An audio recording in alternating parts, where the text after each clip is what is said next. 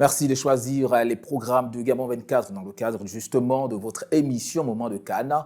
Durant ce numéro, nous allons parler de la journée d'hier, mais également on va faire le débrief de la première journée de poule, puisque aujourd'hui la deuxième journée commence. Et pour en parler avec moi sur ce plateau, John Fitzgerald Zoué Abesselo, toujours fidèle.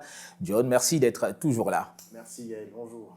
Et puis avec nous pour analyser et commenter tout cela, nous avons le plaisir de recevoir Hyacinthe Amouakan. Il est analyste et consultant sportif. Merci d'être sur le plateau de Gabon 24. Bonjour, merci. Bonjour. Soyez les bienvenus. Aquaba. Aquaba en Côte d'Ivoire. Voilà, merci. De toute façon, nous on est heureux d'être ici, de faire vivre au mieux aux téléspectateurs de Gabon 24 l'événement, même si le Gabon n'a pas été qualifié. Mais le plus important, c'est l'information. Donc nous, on va parler directement avec vous et nous dire déjà, d'entrée de jeu, qu'est-ce que vous pensez de cette compétition depuis le début jusqu'à maintenant, au niveau des matchs, les géants qui n'ont pas forcément montré qu'ils sont géants, tout ce qui se passait, c'est quoi votre regard depuis le début? En tout cas, merci. On l'a dit, c'est la CAN de l'hospitalité, la meilleure CAN qui soit jamais organisée jusqu'à ce jour. Et elle démontre vraiment toute cette réalité. Nous voyons des très belles équipes, mais vous savez, d'entame, il est très difficile de donner des avis parce que les équipes rentrent tout doucement dans la compétition. Et aujourd'hui, il n'y a pas de petites équipes. Toutes les équipes se valent un diémé parce qu'elles ont eu des moments de préparation. Et tout le monde aspire à Dame Coupe. Donc, les équipes ont commencé tout doucement. On a connu quelques revers, on en parlera. Mais je pense que pour cette première journée, déjà, ça va. Même si, voilà, il y a eu quelque chose qui n'a pas tourné pour certaines équipes, notamment les grandes. Mais quelle a été votre surprise pour cette première journée? J'avoue que ma surprise, ça a été l'Égypte. D'accord. Parce que je m'attendais à mieux que cela. Et l'Égypte a été menée. Après, elle est revenue dans les temps additionnels avec un penalty qui a été, je vais dire, une erreur de manque d'expérience du défenseur. Et jusque-là, c'était compliqué. L'Égypte partait vraiment pour une première défaite. Et moi, ça m'a un peu gêné parce que l'Égypte, quand même, qui a remporté 7 fois la CAN, c'était pas du tout beau. Ça a été ma première surprise. Et qu'est-ce que vous pensez également du résultat de la Tanzanie qui a quand même fait tomber la Tunisie, la Namibie, merci, la Namibie qui a fait tomber la Tunisie. Là-bas encore, j'avoue que j'étais un peu surpris, mais pas plus que pour l'Égypte. Parce qu'aujourd'hui, ce qu'il faut retenir, quand les équipes, on va dire, du Maghreb descendent chez nous ici, d'abord, il y a la chaleur, il y a un torfo d'humidité, donc c'est beaucoup compliqué pour ces équipes-là. Mais pour la Tunisie, j'avoue que c'est un manque d'organisation. Ils n'ont pas vraiment osé. Parce que quand on s'appelle la Tunisie et qu'on joue face à cette équipe-là, il faut s'imposer. Donc, ils n'ont pas droit à l'erreur. Et je pense qu'ils ont mal agi. D'accord. John, avec vous, on va parler des rencontres d'hier et notamment des résultats. On va commencer par le Maroc-Tanzanie. Justement, Maroc-Tanzanie. Donc, la rencontre qui s'est soldée avec la victoire des Lions de l'Atlas sur le score de 3-0. Donc, des Lions de l'Atlas qui ont imité les Lions de la Teranga, donc sur le même score, 3-0. Et RDC, Zambie également, c'était une rencontre qui avait lieu justement à 20h heure locale hier. Et les deux formations, donc les Léopards de la Zambie et les Chipolopolo, se sont séparés sur le score nul, 2-2, un but partout. Là encore, quel commentaire vous faites, surtout pour le Maroc? C'est vrai que le Maroc est très attendu parce que c'est quand même le demi-finaliste de la dernière Coupe du Monde. Elle est attendue, elle a répondu. C'est vrai que c'était quand même contre une modeste équipe. La Tanzanie n'est pas une foudre de guerre quand on parle de grands pays, de grandes nations de football au niveau du continent. Là, difficilement, on place la Zambie à l'intérieur. Ah oui, mais j'avoue que mon coup de chapeau, vraiment coup de foot, c'est pour le Maroc, qui a confirmé. Et quand on voit même le contenu du jeu, c'est un jeu qui est abouti, qui donne plaisir à regarder. Le Maroc a confirmé tout le bien dont on dit de lui. Les joueurs ont confirmé. N'empêche, face à une modeste équipe, mais quelquefois, vous pouvez jouer contre peut-être la dernière équipe de poule et puis vous faire prendre à la dernière minute, même avoir un match nul. On a vu pour le cas de certaines équipes. Et le Maroc, pour moi, ça a été le match le plus abouti pour moi depuis le début de la compétition. parce qu'il y a eu de très belles phases de jeu et le Maroc a bien concrétisé tout le bien dont on dit de lui. Bravo au Maroc. Et pourtant, le Maroc n'a pas si dominé que ça, donc la formation tanzanienne, puisqu'elle a tenu le ballon 52% de possession de balle contre 48%. C'est quand même assez mince. En ce qui concerne les passes, 465 contre 449. Et en pression, donc les précisions de passe, 86%, 83%. C'est aussi dire quand même que la Tanzanie a quand même tenu à dragée haute aussi. Oui, c'est clair. Hein. Comme je l'ai dit, à ce niveau de la compétition, il n'y a pas de petite équipe. Nous venons tous pour remporter le trophée, mais là, on parle plus d'efficacité. Vous savez, la dernière passe, il faut pouvoir monter une action, construire depuis la défense et parvenir à concrétiser, à mettre le but. Et parvenir à mettre 3 buts, je pense que c'est quelque chose de bien. Après, je suis d'avis avec vous. Côté technique, il y a peut-être certaines choses qui n'ont pas bien fonctionné. Mais quand on regarde par rapport aux autres rencontres, il y a beaucoup d'efficacité là. Et si le Maroc continue sur cette lancée, je pense qu'on peut compter sur le Maroc. Justement, l'efficacité, c'est 14 tirs, 7 cadrés. Qu'est-ce que vous pouvez dire justement de ce match de la RDC contre la Zambie qui s'est soldé également par un match nul? RDC contre les Chipolo, la Zambie. Vous savez, la Zambie, quoi qu'on dise, est une équipe qui a remporté la Coupe d'Afrique des Nations avec Hervé Renard. C'est une équipe joueuse. Elle est très difficile à manœuvrer. Mais avant le match, je pesais plus pour la RDC, vu un peu la fougue, tout cela. Malheureusement, sur le terrain, vous voyez, cette grosse erreur du gardien qui sort de sa zone, qui se loupe carrément. Et je pense que ça a été le tournant, en tout cas, de la rencontre. Ouais. Et les Chipolo ne se sont pas fait attendre. Ils ont mis ce but qui a beaucoup joué un peu. Après, la RDC a essayé de mettre le turbo. Ils ont mis le tempo, tout pour égaliser. Mais franchement, c'était pas ça. Et pour moi, ça a été un très bon match. Mais après, il faut procéder à des réglages. C'est des choses qui peuvent se corriger, je pense. Donc, pendant que notre équipe technique va nous aider avec le classement du groupe F, nous, on va parler également, on va essayer de faire un récap de l'ensemble de la première journée, John. Justement, à l'ensemble de la première journée où on remarque quand même qu'il y a eu beaucoup de défections, mais également des surprises. Donc, on va rappeler un tout petit peu le score. Côte d'Ivoire, Guinée-Bissau, de 8-0. Nigeria, Guinée équatoriale, 1 but partout. Mozambique, Égypte, 2-2. On avait Ghana, Cap-Vert, surprise, victoire des Cap-Verdiens, 2-1. Sénégal, Gambie, 3-0 pour les Sénégalais. En ce qui concerne la rencontre Cameroun-Guinée, 1 but partout. Algérie, Angola, également 1 but partout. Burkina Faso, victoire des Burkinabés, 1-0. Tunisie, Namibie, victoire des Namibiens, 1-0 également. Mali, Afrique du Sud, 2-0 pour les aides du Mali. Maroc, Tanzanie, on en parlait, 3-0 pour les Marocains, Lions de l'Atlas. Et également RDC, Zambie, 1 but partout. C'est un tout petit peu les différents récapitulatifs de ce qu'il y a eu lors de la première journée.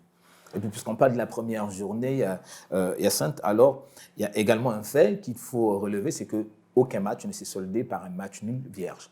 Les buts ont été marqués sur tous les terrains. Quelle analyse pouvez-vous faire de cette situation?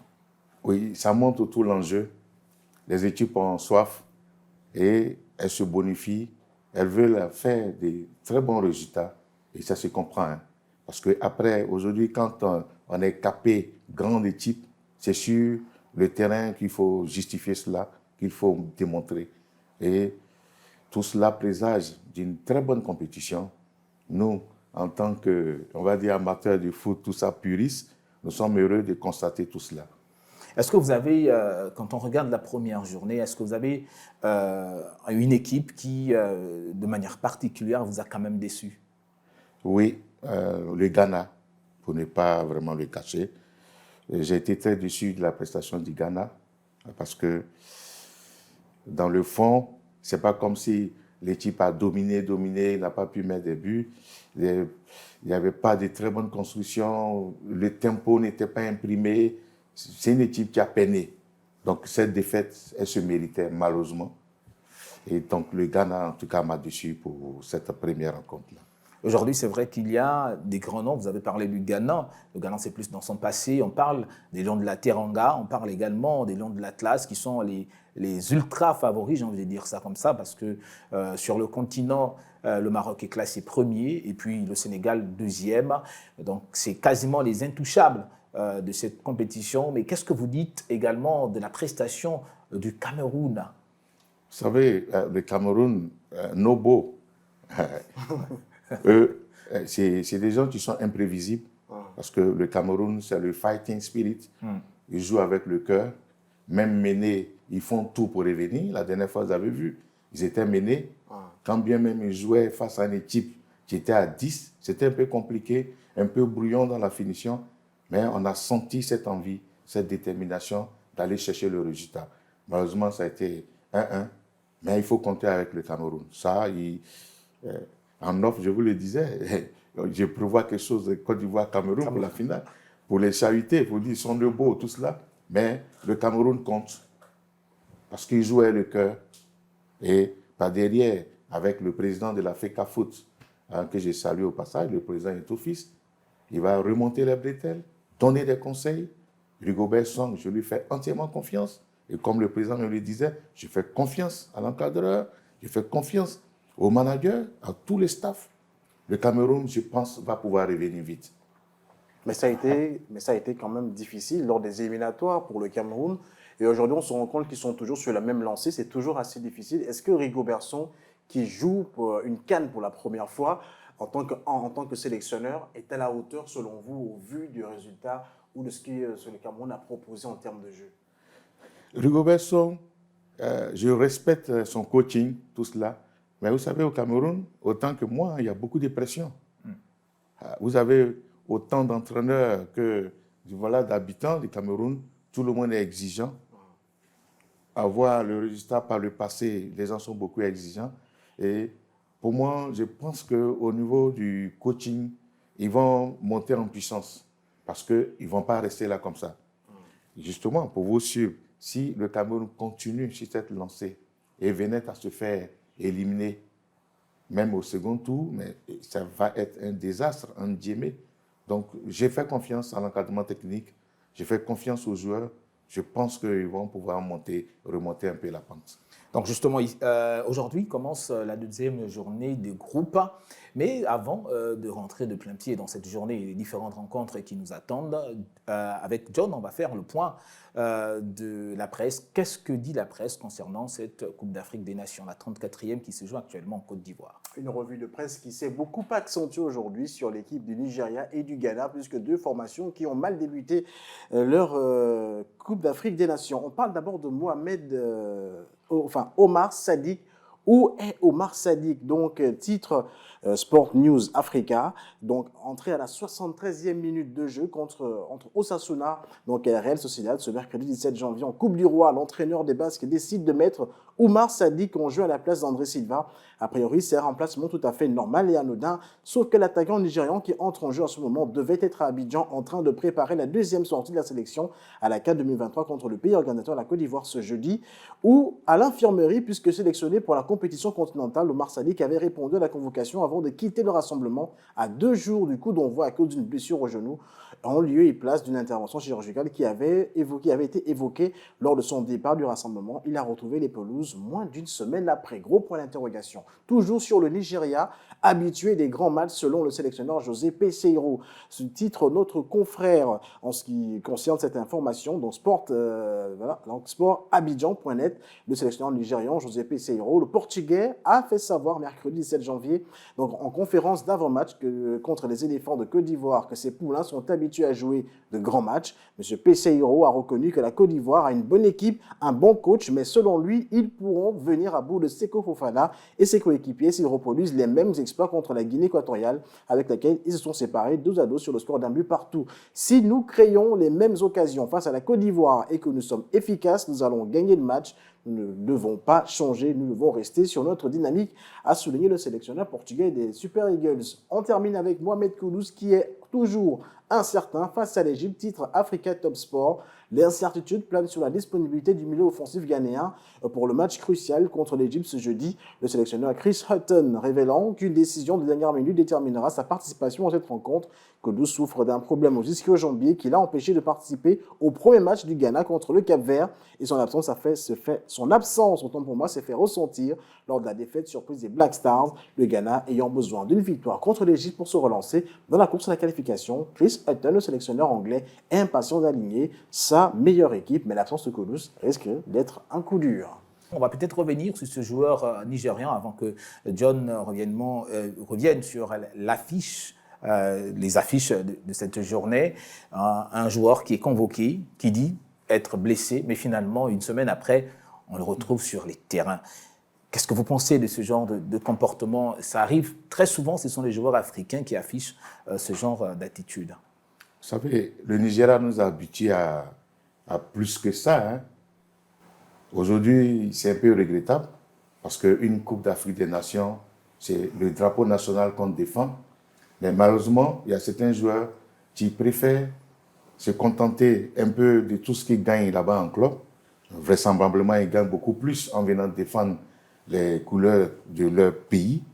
Mais là, je trouve que c'est un peu malheureux. C'est une coupe qui arrive tous les 2 ans. Il faut venir justifier que j'essaie de jouer, je joue pour mon pays, je joue pour le grand Nigeria.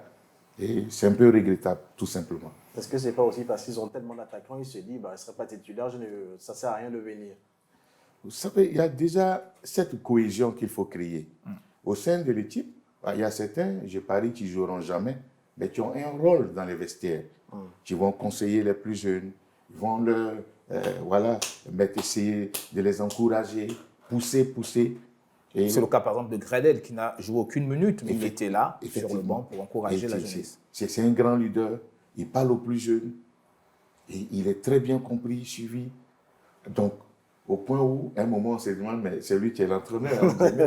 Donc, chacun a sa place dans l'équipe.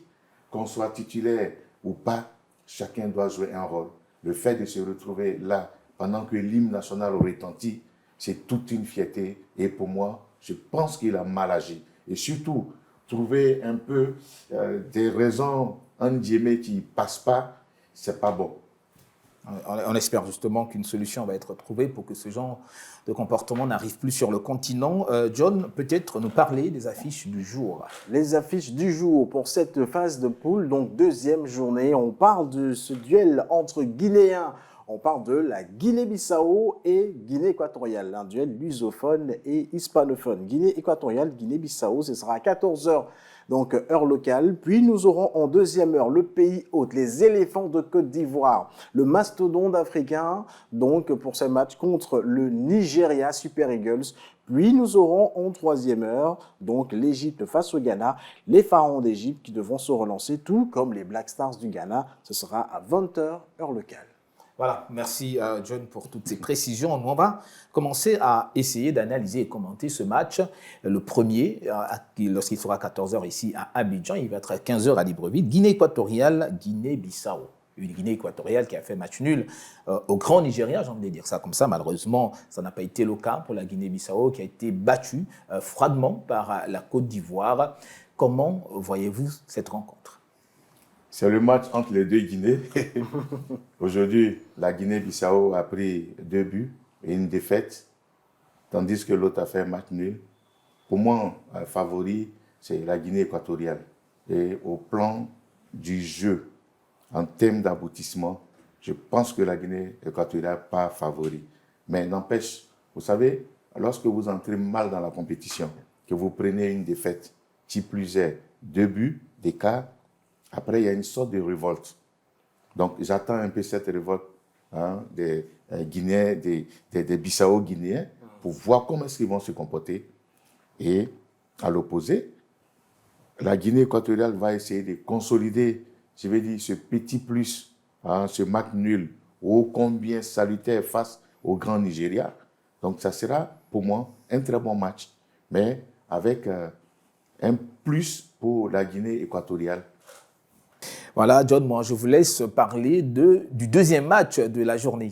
En ce qui concerne la Côte d'Ivoire face au Nigeria, ce sera quand même un duel assez retentissant sur le continent. Le premier gros choc de cette Coupe d'Afrique des Nations, Côte d'Ivoire-Nigeria. Ce sera un match qui sera certainement âprement discuté. D'un côté, on a une équipe pays hôte qui voudra à tout prix se qualifier pour cette deuxième rencontre-là.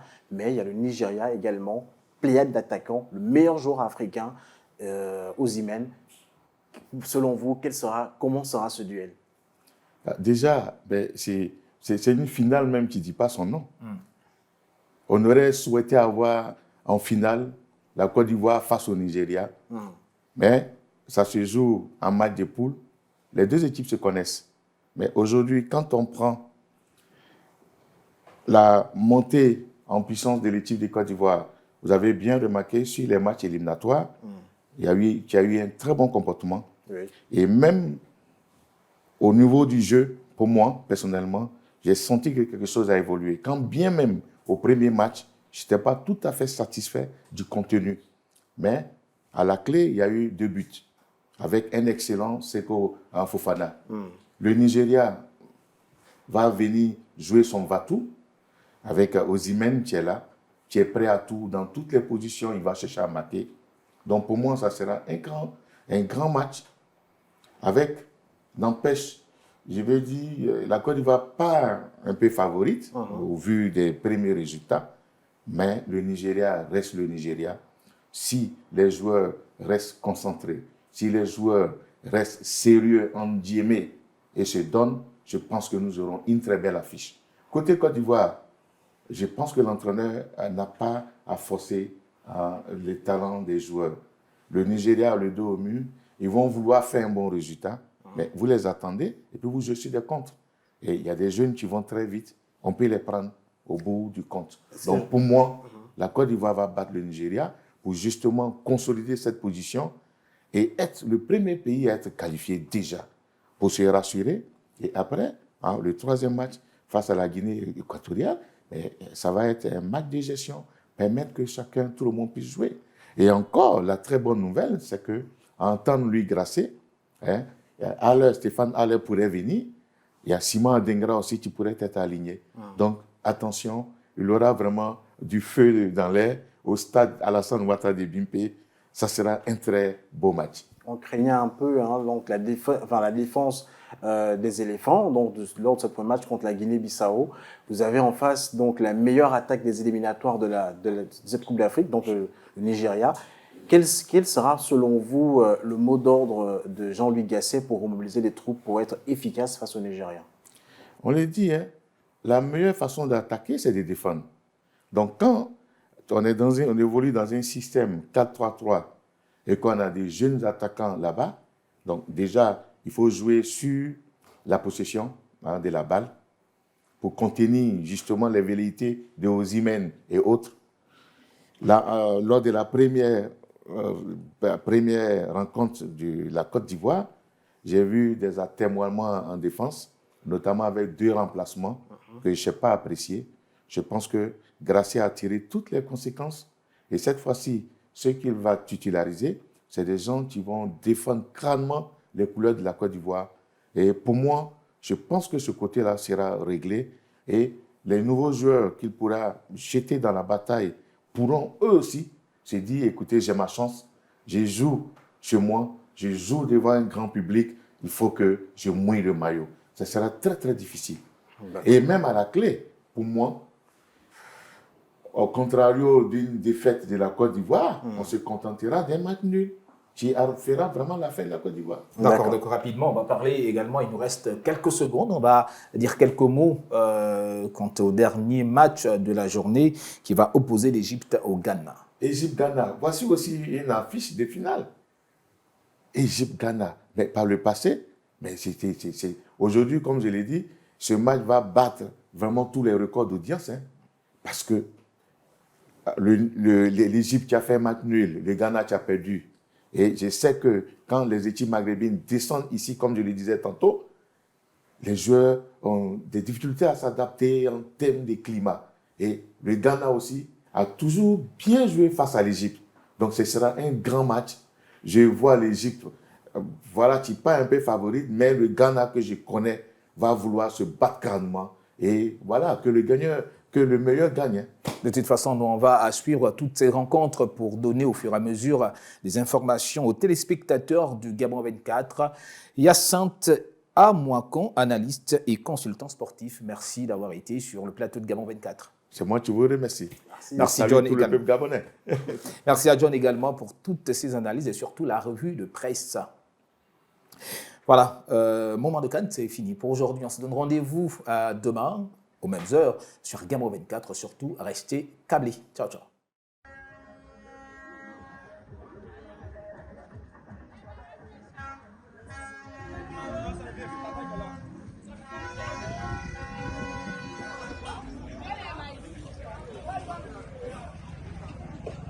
Yeah, baby.